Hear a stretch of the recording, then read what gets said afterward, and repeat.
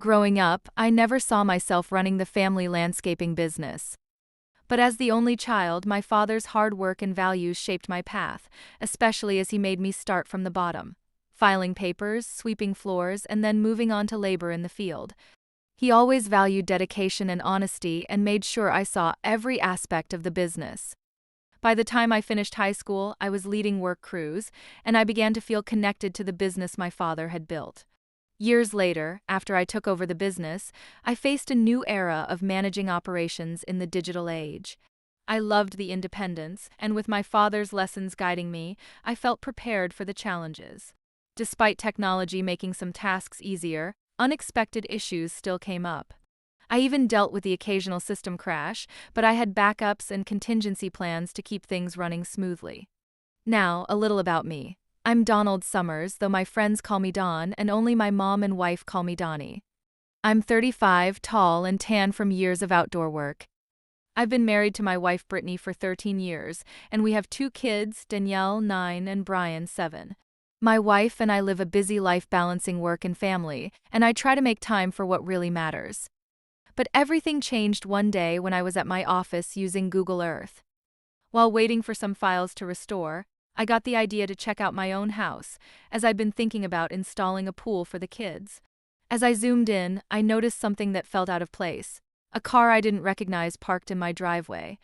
It struck me as odd because I know most of Brittany's friends, but this one was unfamiliar. The car was red, and from the look of the surrounding snow, the image must have been taken just a few months back, sometime last winter.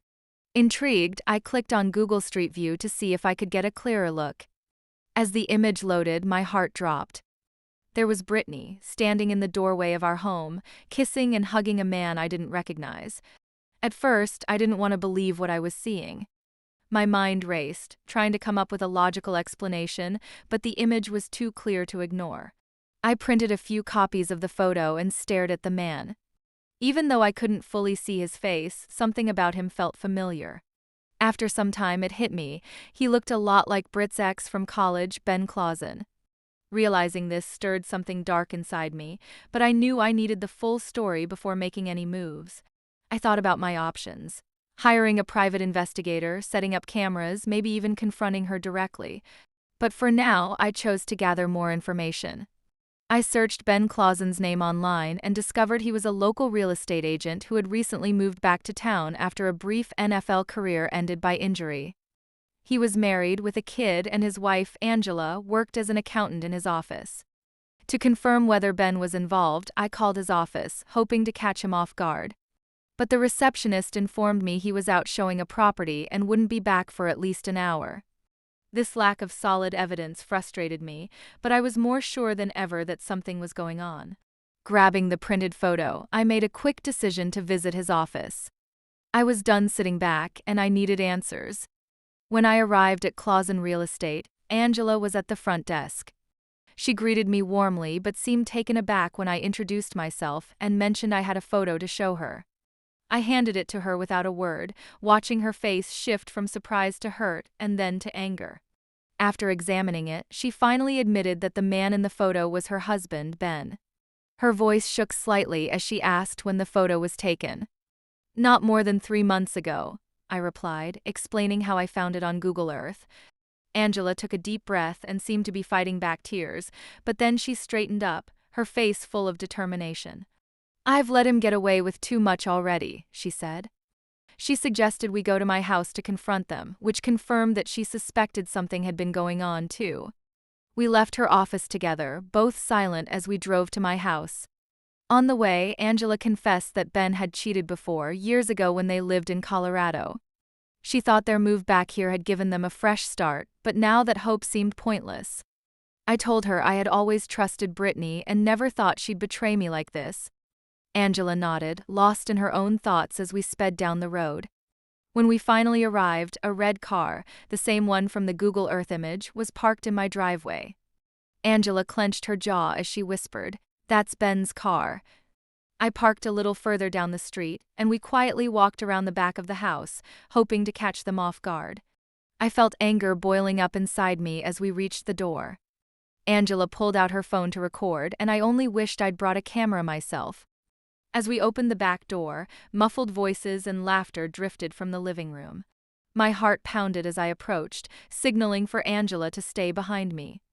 But as I rounded the corner, I was stopped cold, not by Ben and Brittany as I expected, but by a completely different scene. There, in the living room, was Brittany with another woman. Ben was seated nearby, casually recording them with his tablet and laughing like it was some private joke. Angela stepped into the room and gasped. Her camera was rolling as she realized what she was witnessing. Just then, Brittany noticed us and froze. The room went silent. For a moment, I couldn't think, couldn't breathe. Rage took over and I charged at Ben, shoving him to the floor. "Shut up. All of you," I shouted, not caring about the details anymore. All I knew was that everything I thought I had was being ripped apart. Angela tried to pull me back, but I was beyond listening. Brittany stammered out an apology, but I couldn't hear her. Instead, I turned my attention to Ben, seething with anger.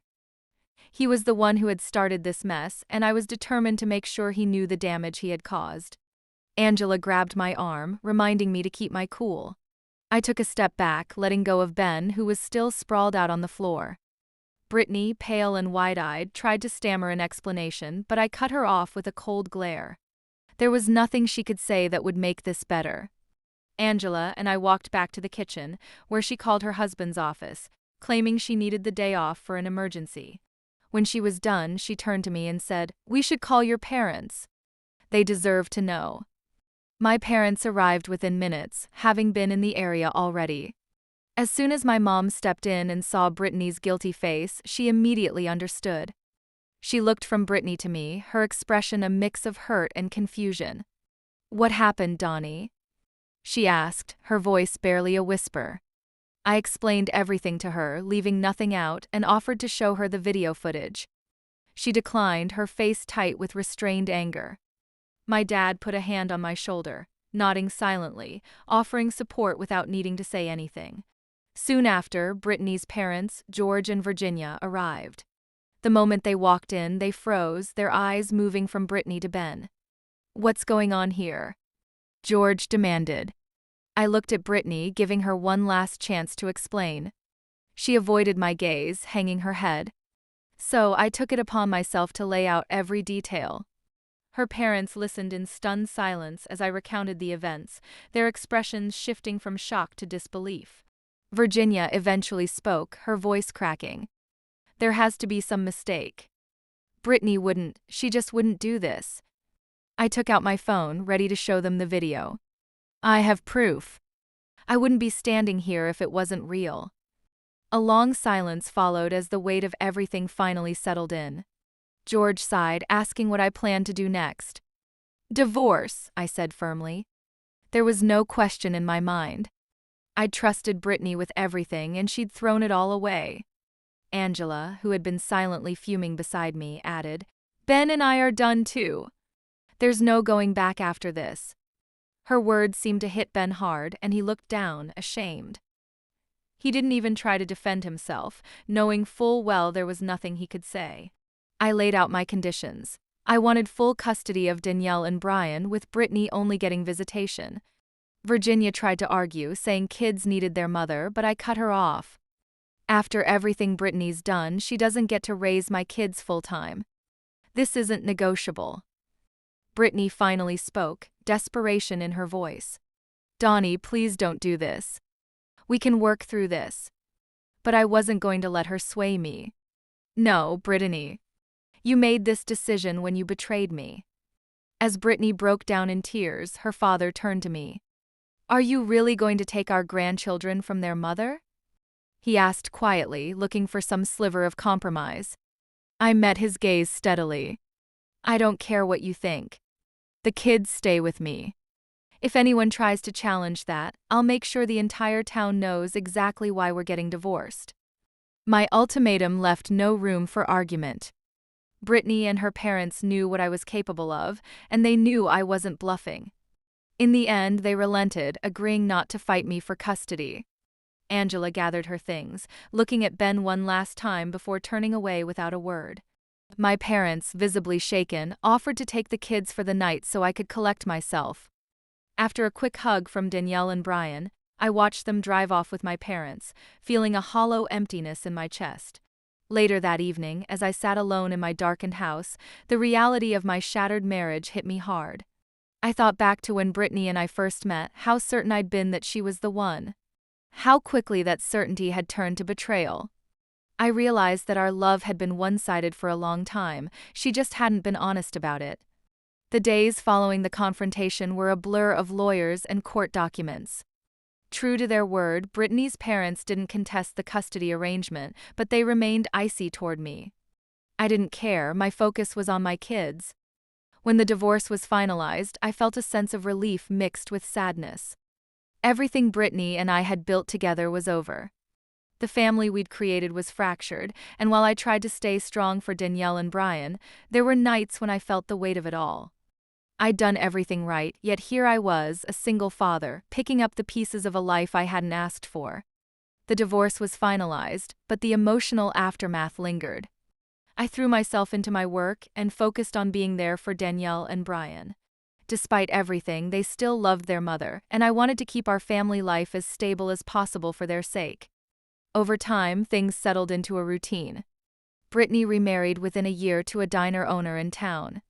My kids seemed content with the new arrangement, though I could tell Brian still held on to the hope that one day we'd all be together again.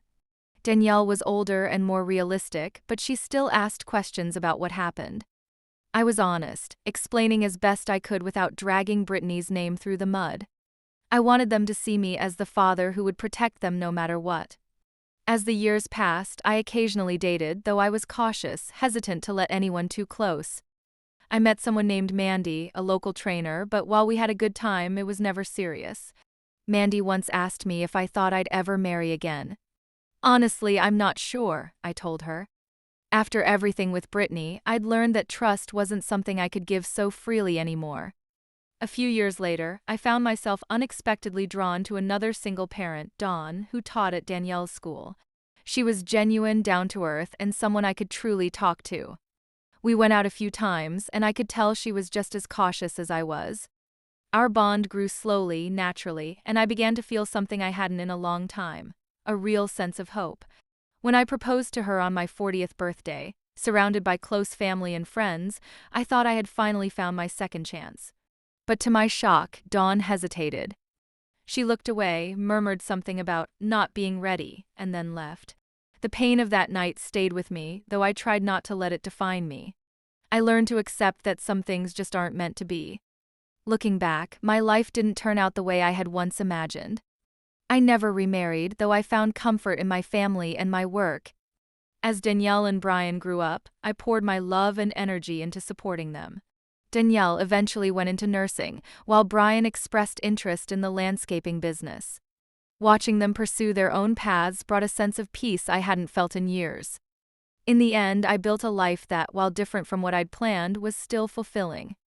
I had friends, a thriving business, and a future that felt stable, if not entirely the happy ending I'd dreamed of. If there's one thing I've learned, it's that sometimes life doesn't go the way you expect, but you can still find happiness where you least expect it. If you enjoyed this story, please like and subscribe to my channel for more content.